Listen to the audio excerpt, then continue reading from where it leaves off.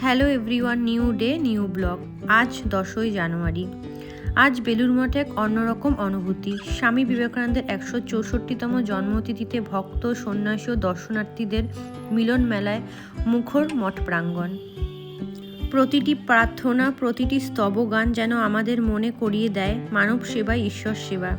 এই ভিডিওর মাধ্যমে আমরা আপনাদের সঙ্গে ভাগ করে নিচ্ছি বেলুড় মঠের আজকের বিশেষ মুহূর্তগুলো, যেখানে ভাব, ভক্তি আর দর্শন এক হয়ে যায়। দেখুন, অনুভব করুন ও অনুপ্রাণিত হন। আজ আমরা বেরিয়েছিলাম সেই পবিত্র মুহূর্তগুলোকে কাছ থেকে উপভোগ করার জন্য।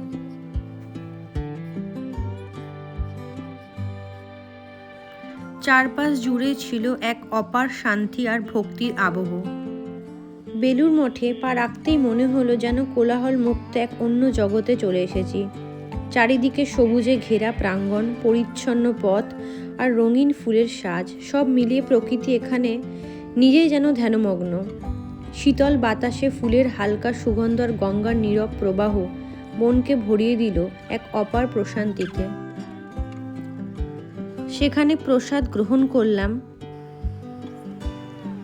এবং সেই প্রসাদের স্বাদে অন্ন নয়, শুধু ছিল আশীর্বাদ আর শান্তির স্পর্শ।